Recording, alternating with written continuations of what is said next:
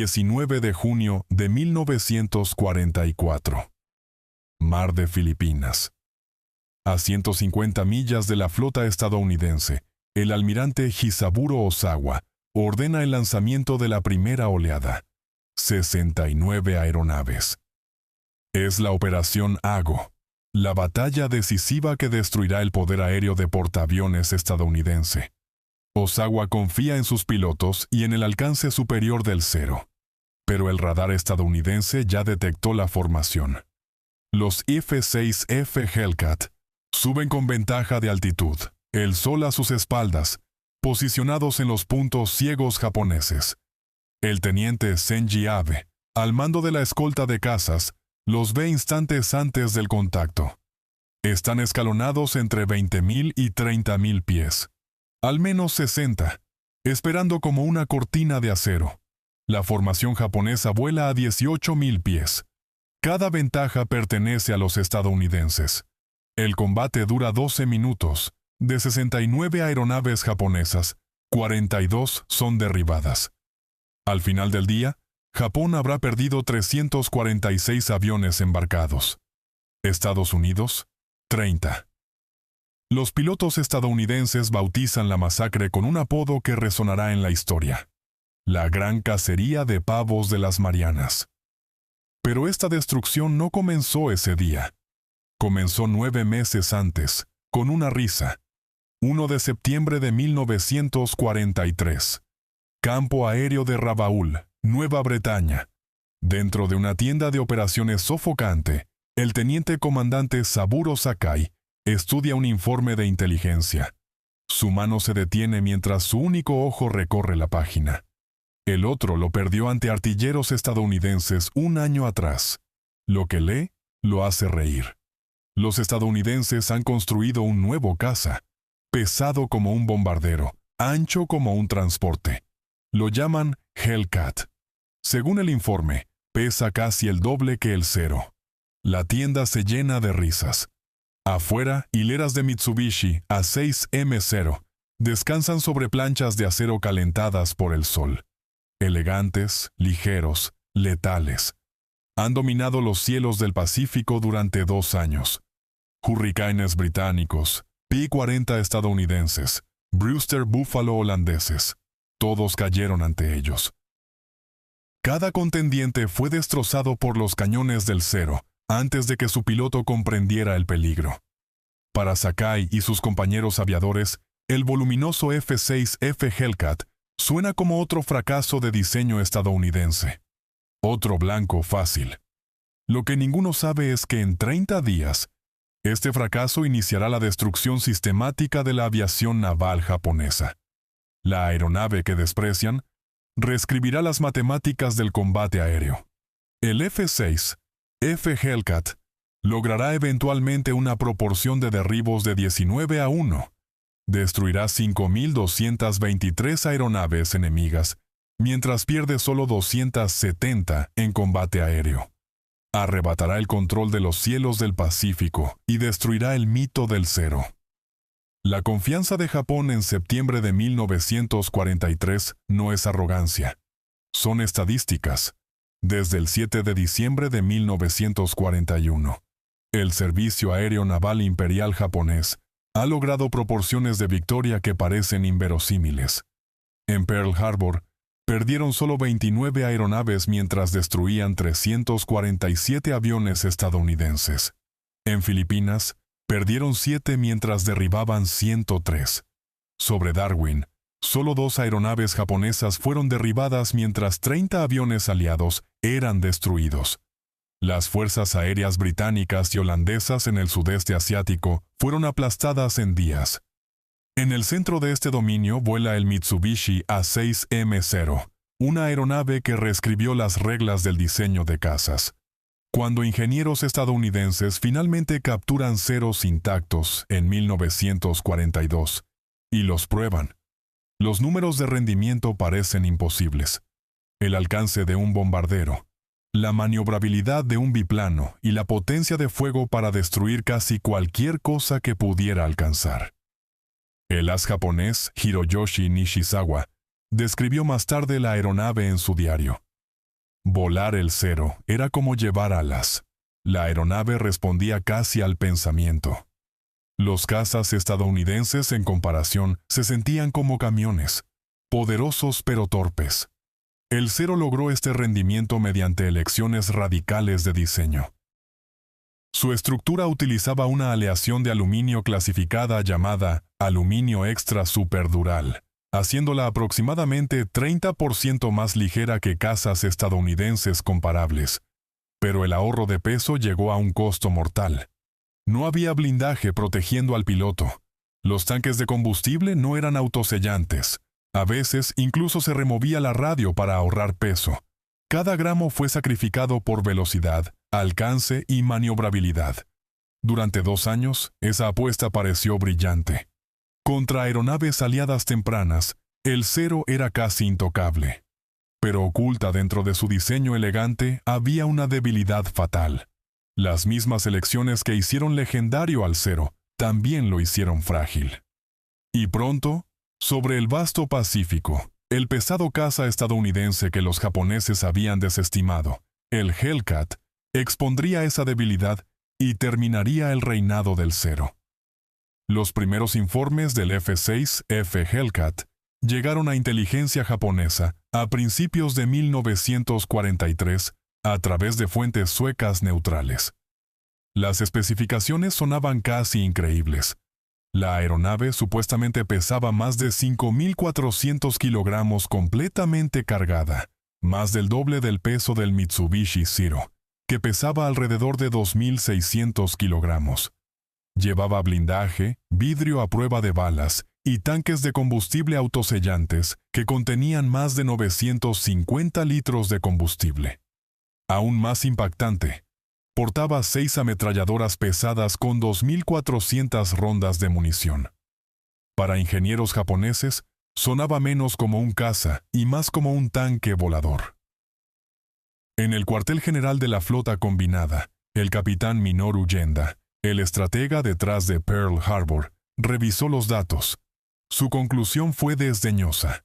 Según análisis preservados en archivos de defensa japoneses, el Hellcat representaba la misma filosofía estadounidense defectuosa: intentar compensar la pobre habilidad del piloto con máquinas más pesadas. Un Zero, creía, simplemente volaría círculos alrededor de él. En papel, los números parecían apoyarlo. La carga alar del Zero, de aproximadamente 107 kilogramos por metro cuadrado, le daba un radio de giro cerca de 183 metros, mientras que los 176 kilogramos por metro cuadrado del Hellcat sugerían un giro mucho más amplio de casi 274 metros. Dado que las tácticas de combate japonesas dependían de giros cerrados, el Hellcat parecía condenado. La realidad llegó el 30 de septiembre de 1943 cerca de la isla Marcus. El suboficial de primera clase Yoshio Fukui escoltaba un avión de reconocimiento cuando divisó 6 aeronaves azul oscuro ascendiendo desde el sudeste. Al principio pensó que eran bombarderos B-25 en rumbo extraño.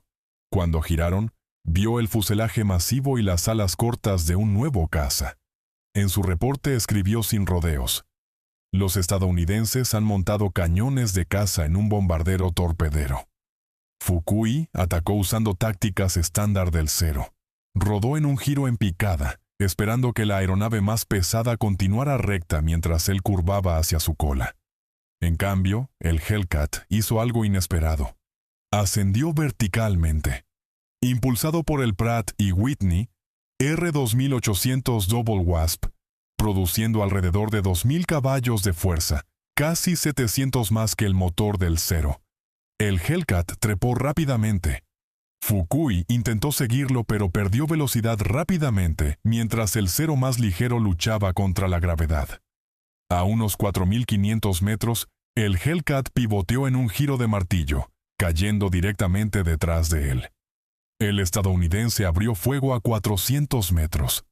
Fukui escribió después: 6 ametralladoras, no las 4 que esperábamos. Mi aeronave recibió 17 impactos en 3 segundos. Solo forzando su Zero a una barrena logró escapar. Apenas regresó a la isla Marcus con una aeronave dañada. Su compañero de ala y el avión de reconocimiento nunca volvieron. La primera sangre pertenecía al Hellcat. Días después, el 5 de octubre de 1943, otro enfrentamiento cerca de la isla Wake reveló el peligro completo. El teniente Yoshio Shiga lideró 12 ceros del 252. Grupo aéreo para interceptar 12 Hellcats. Tenían todas las ventajas: altitud, posición y sorpresa. La victoria parecía segura, escribió Shiga después. Pero cuando el ataque comenzó, los Hellcats se negaron a pelear el combate aéreo tradicional. En lugar de girar, permanecieron en formación y construyeron velocidad en picadas poco profundas. Cuando los ceros dispararon desde largo alcance, los Hellcats simplemente absorbieron el daño. Su blindaje protegió al piloto y sistemas vitales, y sus tanques de combustible resistieron el fuego. Entonces los cazas estadounidenses contraatacaron. En lugar de girar, ascendieron más alto donde sus motores aún producían fuerte potencia. A 7.600 metros, el Hellcat aún podía generar alrededor de 1.650 caballos de fuerza, mientras el Cero luchaba con apenas 900. «Cayeron sobre nosotros como halcones sobre gorriones», escribió Shiga. Picaban, disparaban esas 6 armas terribles y ascendían antes de que pudiéramos reaccionar. Cuando el combate terminó, 8 ceros habían sido derribados. Ni un solo Hellcat se perdió. Por primera vez en la Guerra del Pacífico, pilotos japoneses enfrentaron un caza enemigo que podía sobrevivir sus cañones, escapar de sus ataques y controlar la batalla. 11 de noviembre de 1943, Rabaul. Los pilotos del 204 Grupo Aéreo se reunieron en silencio mientras el teniente comandante Teo Tanimizu, un veterano con 32 victorias aéreas, entregaba una instrucción que pocos estaban preparados para escuchar. Era uno de los raros pilotos que había sobrevivido varios encuentros con el nuevo caza estadounidense, el F-6F Hellcat, y su advertencia cortó la sala como acero frío. «Olviden todo lo que saben sobre combate aéreo», les dijo. «Los estadounidenses han cambiado las reglas. Ya no pelean nuestra pelea. Pelean como verdugos, no como guerreros». Tanimizu explicó la dura lección que pilotos japoneses estaban aprendiendo a través del Pacífico. El Hellcat no fue diseñado para superar en giros al Cero. Fue diseñado para nunca tener que hacerlo. Los pilotos estadounidenses usaban una doctrina llamada combate de energía.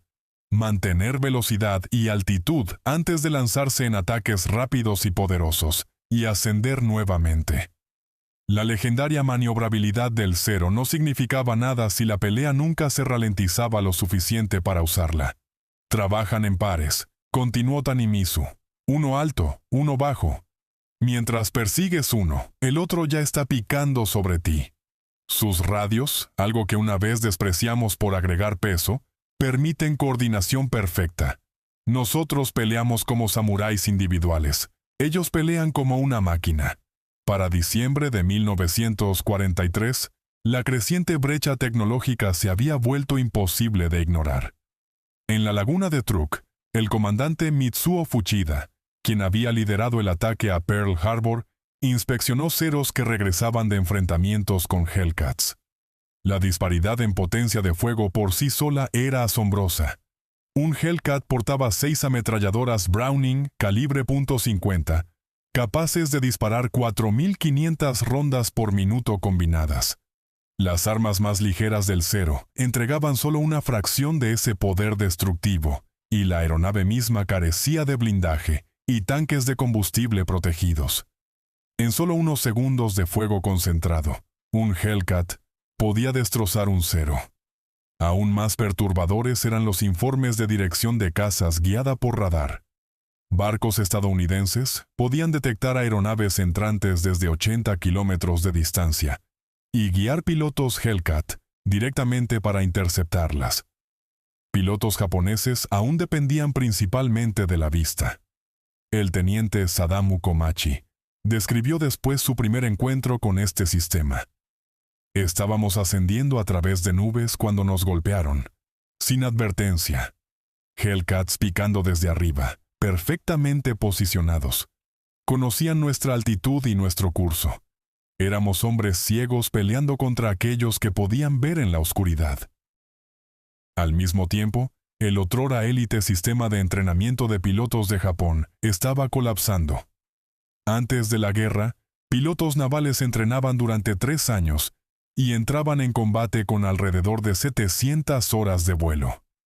Para principios de 1944, escasez de combustible forzó recortes drásticos. Nuevos pilotos llegaban con apenas 300 horas, muchos habiendo entrenado en planeadores porque no había combustible. La práctica de tiro se limitaba a 50 rondas por piloto, y habilidades avanzadas como vuelo nocturno o coordinación por radio a menudo se saltaban por completo. Mientras tanto, pilotos estadounidenses llegaban con cientos de horas de vuelo, miles de rondas de práctica disparadas y meses de entrenamiento en tácticas modernas de combate.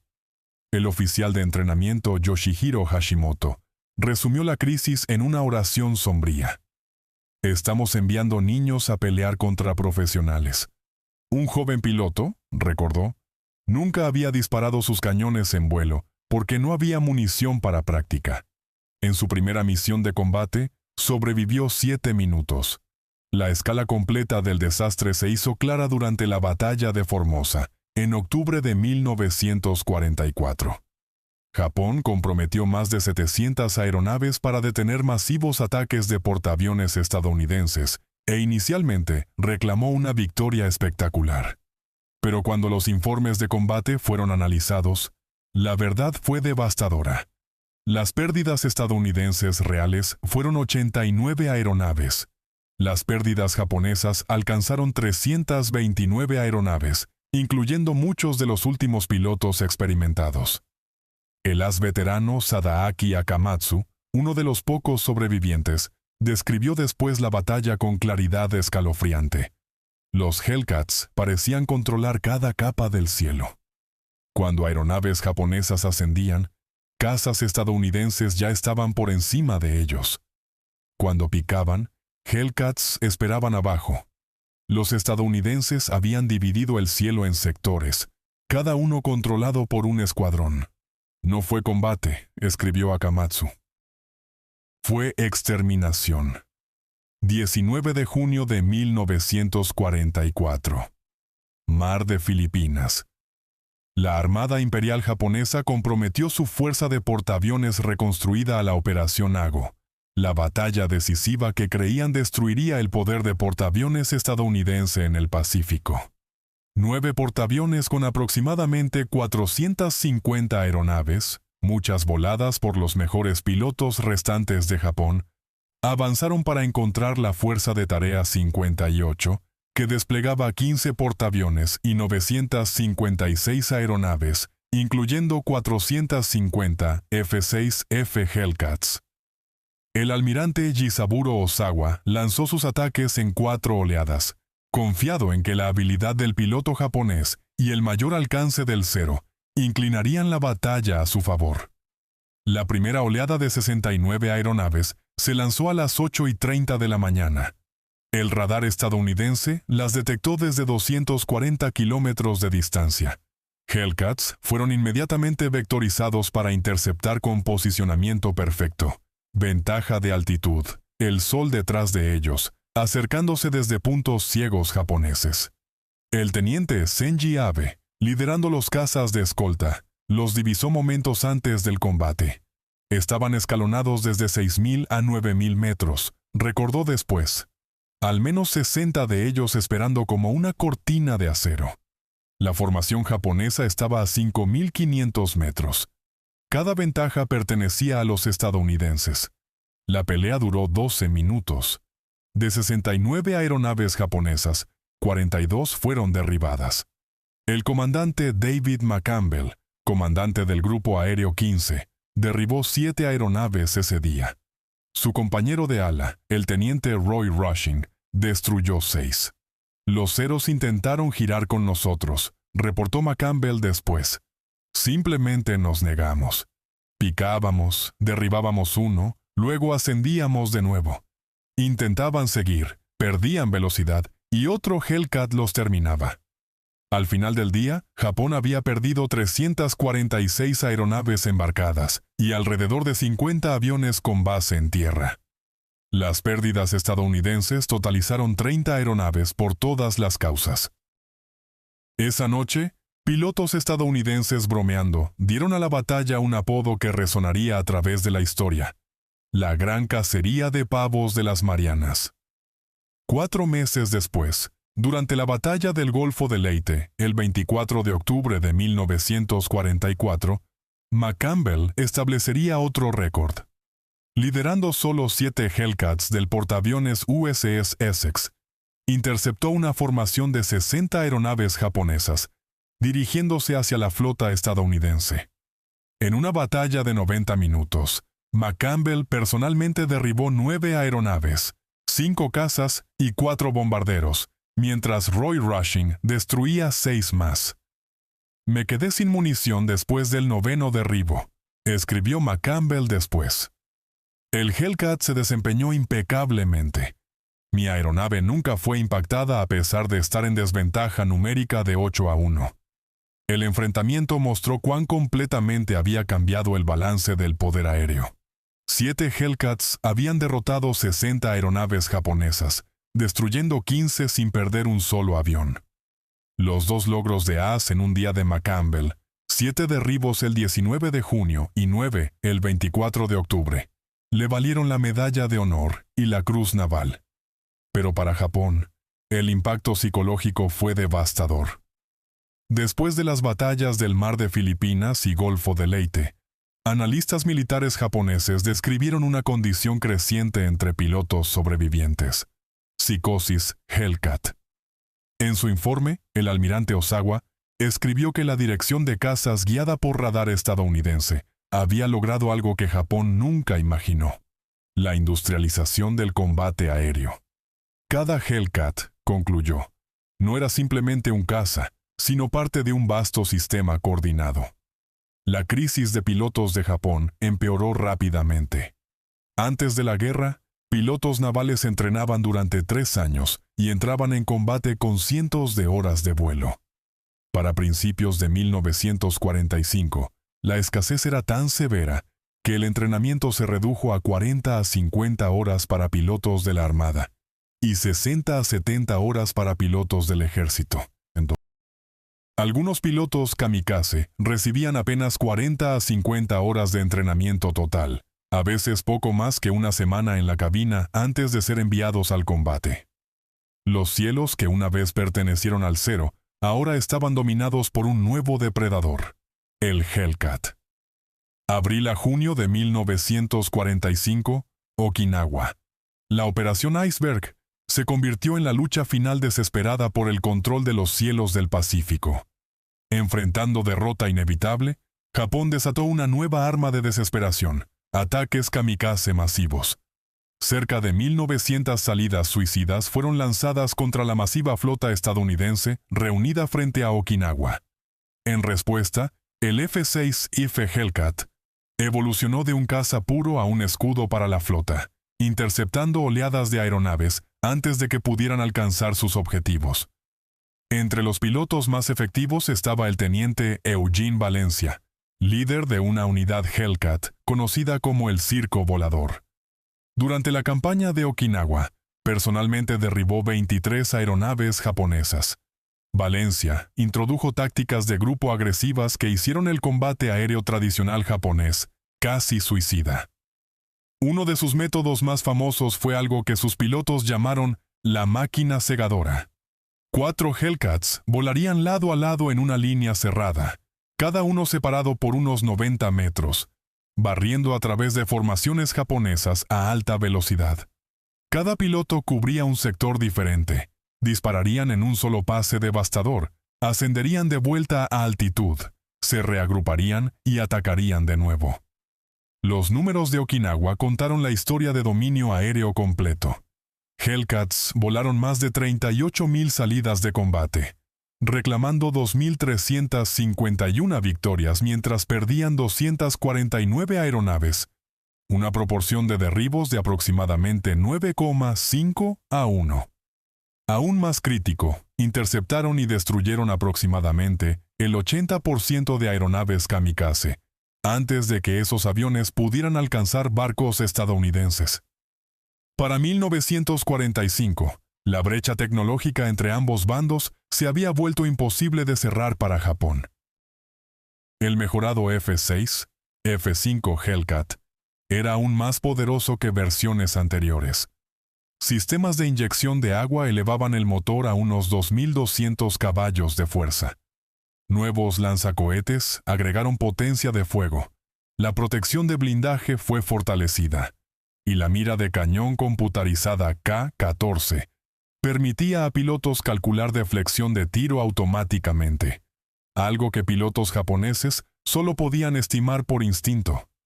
Incluso el legendario as japonés Saburo Sakai, uno de los pilotos más hábiles de la guerra, experimentó esta nueva realidad de primera mano cuando encontró Hellcats en junio de 1944.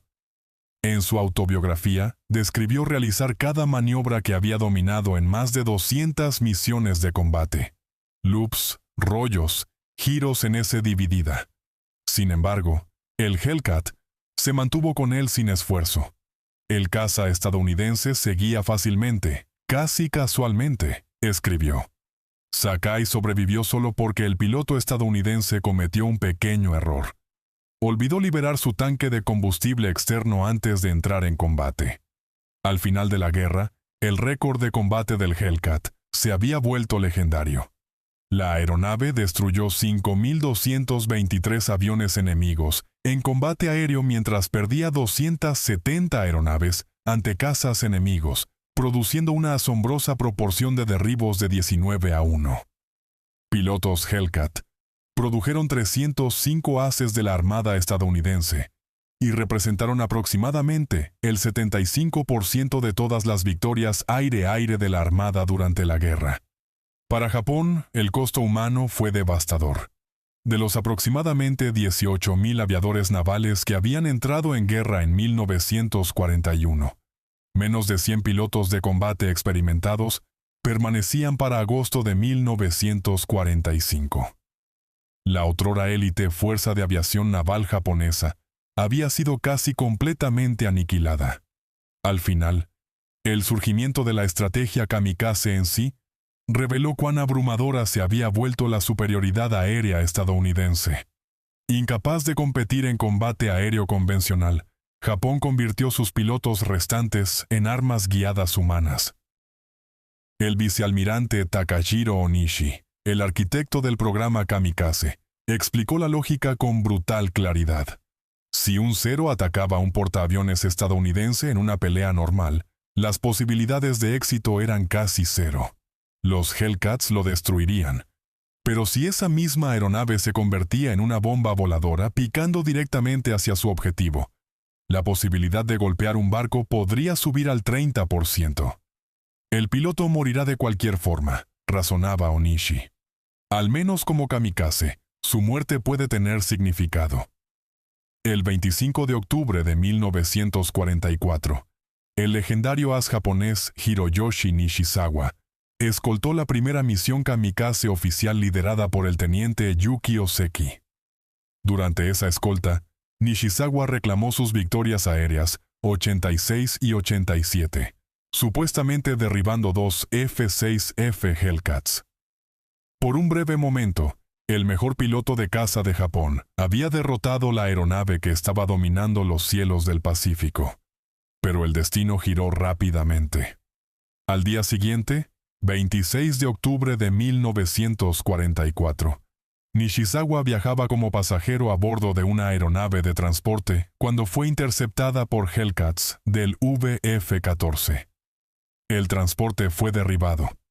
El mejor as de Japón, indefenso sin un caza, murió a manos de la aeronave que había superado brevemente. Menos de un año después, la guerra misma llegó a su fin. El 15 de agosto de 1945, el emperador Hirohito transmitió la rendición de Japón. En el campo aéreo de Atsugi, el capitán Minoru Genda, el estratega detrás del ataque a Pearl Harbor, y hombre que una vez desestimó al Hellcat como un diseño pesado y torpe, escuchó la voz del emperador con los restos destrozados de la aviación naval japonesa alrededor de él. La otrora Fuerza Aérea Élite había sido reducida a pilotos adolescentes, con apenas 40 horas de entrenamiento de vuelo, aeronaves ensambladas de piezas de repuesto y casi sin combustible. Irónicamente, la victoria aérea final de la Segunda Guerra Mundial ocurrió ese mismo día. El teniente Clarence Moore, del VMF-31, volando un F-6F Hellcat del portaaviones USS Belleau, interceptó un bombardero en picada a Yokosuka de 4Y Judy, acercándose a la flota estadounidense. El piloto japonés aparentemente no había escuchado aún la transmisión de rendición. Moore disparó 2 ráfagas cortas de las 6 ametralladoras del Hellcat. El bombardero se hundió en el mar. Con ese breve encuentro, la Guerra Aérea del Pacífico terminó. Semanas después, en septiembre de 1945, las primeras aeronaves estadounidenses aterrizaron en Atsugi como parte de la ocupación. Liderándolas había 12 F-6 F Hellcats del USS Yorktown. Pilotos y mecánicos japoneses se reunieron a lo largo de la pista para ver la aeronave que los había dominado en combate. El as estadounidense teniente Robert Vaughs, acreditado con 19 victorias, demostró el rendimiento del Hellcat con facilidad casual. Realizó loops, rollos y ascensos pronunciados, maniobras que habrían destrozado un frágil cero. Observando en silencio, los aviadores japoneses se dieron cuenta de cuán grande se había vuelto la brecha tecnológica. Después de la guerra, ingenieros japoneses examinaron Hellcats capturados y descubrieron la escala de superioridad industrial estadounidense. El motor Pratt y Whitney R2800 contenía miles de piezas de máquina de precisión, construidas a especificaciones idénticas para que pudieran ser reemplazadas instantáneamente. Motores japoneses como el Nakajima Sakae requerían ajuste manual. No había 2 exactamente iguales, haciendo la producción en masa mucho más lenta y el mantenimiento más difícil. Incluso Jiro Horikoshi, el brillante diseñador del Mitsubishi Zero, estudió cuidadosamente el Hellcat después de la guerra. Su conclusión fue directa y dolorosa. Japón, dijo, había diseñado una aeronave para 1941, enfocándose en maniobrabilidad y elegancia. Estados Unidos había construido algo completamente diferente. Un sistema de combate industrial diseñado para el futuro de la guerra. Mientras nosotros estábamos perfeccionando la espada, reflexionó Horikoshi, ellos estaban construyendo la era industrial. Ese poder industrial era visible en la producción misma del Hellcat. En la fábrica de Grumman en Bethpage, Nueva York, líneas de ensamblaje corrían 24 horas al día, 7 días a la semana. En producción pico, un nuevo Hellcat salía de la línea cada hora. En solo 30 meses, Grumman produjo 12.275 aeronaves, una escala de manufactura que la industria de guerra japonesa simplemente no podía igualar. El caza, una vez despreciado como demasiado pesado y demasiado crudo, se había convertido en una de las armas más decisivas de la Guerra del Pacífico, probando que en la guerra moderna, el poder industrial podía ser tan letal como la habilidad en la cabina. Para 1944, la escala de la guerra se había convertido en un concurso de industria, tanto como de habilidad. Japón produjo alrededor de 5.100 cazas de todos los tipos ese año. Estados Unidos produjo 35.000 cazas solo en ese año. Fábricas estadounidenses operaban las 24 horas. Trabajadores ensamblaban componentes complejos usando instrucciones codificadas por color, piezas intercambiables y estricto control de calidad que permitía enorme velocidad sin sacrificar confiabilidad. Para ingenieros japoneses cuyas aeronaves a menudo requerían ajuste manual cuidadoso, Tal sistema parecía casi imposible. El F-6F Hellcat hizo más que ganar combates aéreos. Transformó la guerra naval misma. Antes de la guerra, la doctrina naval asumía que portaaviones eran armas frágiles que tenían que atacar primero o arriesgar destrucción.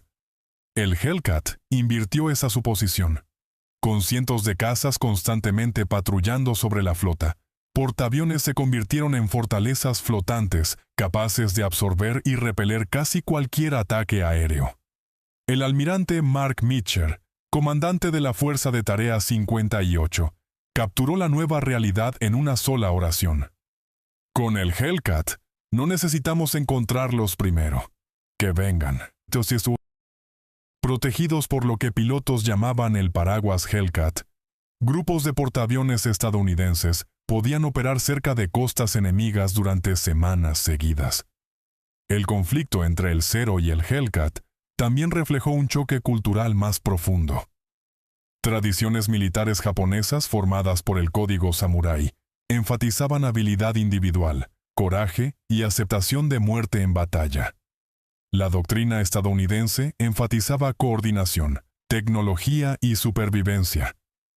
Pilotos Hellcat fueron entrenados para evitar combate cuando estaban en desventaja, reagruparse y atacar nuevamente con velocidad y altitud superiores. Para muchos pilotos japoneses entrenados bajo el Bushido, negarse a pelear, incluso temporalmente, se sentía deshonroso. Incluso cuando entendían las tácticas Hellcat, su entrenamiento las hacía difíciles de adoptar. Después de la guerra, veteranos de ambos bandos reflexionaron sobre esta diferencia. En 1962, la Armada estadounidense sostuvo un simposio sobre aviación del Pacífico. El capitán David McCampbell, el as principal de la Armada con 34 victorias, declaró contundentemente: el Hellcat ganó la guerra aérea del Pacífico, destruyó la aviación japonesa e hizo nuestra victoria inevitable. El as japonés, Saburo Sakai, ofreció una respuesta llamativa. El Zero era un caza superior. El Hellcat era un sistema de armas superior. Trajimos espadas a un tiroteo y nos preguntamos por qué perdimos. Las estadísticas detrás del Hellcat contaron la misma historia. La aeronave logró una proporción de derribos de 19-1 en general, incluyendo aproximadamente 13-1 contra el Zero. En solo 30 meses, fábricas estadounidenses produjeron 12.275 Hellcats. Durante aproximadamente el mismo periodo, Japón produjo solo alrededor de 6.000 Zeros. Y para agosto de 1945, menos de 100 pilotos navales japoneses experimentados permanecían listos para combate. El almirante Jisaburo Osawa, comandante de la flota japonesa durante la batalla del Mar de Filipinas, admitió después que Japón había malinterpretado lo que el Hellcat verdaderamente representaba. No era simplemente otra aeronave, sino el producto de un sistema industrial completo. Nos reímos del Hellcat, reflexionó Osawa, porque no nos dimos cuenta de que representaba el enfoque de una civilización entera hacia la guerra. Para cuando dejamos de reír, nuestras fuerzas aéreas habían dejado de existir. La palabra final perteneció a Saburo Sakai, quien sobrevivió la guerra y vivió hasta el año 2000. En una de sus últimas entrevistas, reflexionó sobre la aeronave que terminó el dominio de Japón en el aire. El Zero, dijo, había hecho a Japón sentirse como una gran potencia naval. El Hellcat forzó a Japón a darse cuenta de que había estado peleando el futuro con las armas del pasado. El F-6F Hellcat era más pesado, más fuerte, mejor armado, y producido en números que Japón nunca podría igualar. Cada kilogramo extra que pilotos japoneses, una vez despreciaron, representaba algo más profundo: la fuerza de una nación industrial que podía permitirse proteger a sus pilotos, construir mejores máquinas y reemplazar pérdidas más rápido que cualquier oponente. Los pilotos japoneses una vez se rieron del Hellcat. Al final, el Hellcat tuvo la última risa. Ahora, una pregunta para todos ustedes que están viendo desde distintos lugares del mundo. ¿De dónde nos están viendo hoy? Dejen en los comentarios su país y ciudad. para que todos podamos ver lo global que es esta comunidad. Están viendo desde Estados Unidos, Reino Unido, Canadá, Australia, India, Filipinas, Vietnam, España, México, Argentina, Colombia o algún otro lugar. Sería fascinante saber cómo historias de los cielos del Pacífico conectan a personas desde cada rincón del mundo. Y una segunda pregunta. ¿Alguien en su familia, quizás un abuelo, bisabuelo o incluso una abuela, sirvió durante la Segunda Guerra Mundial? Tal vez volaron aeronaves, sirvieron en un barco, combatieron en tierra, trabajaron como mecánicos, enfermeras o apoyaron el esfuerzo de guerra desde casa. Si su familia tiene una historia de esa época, compártanla en los comentarios. La historia se vuelve mucho más poderosa cuando se conecta con familias reales.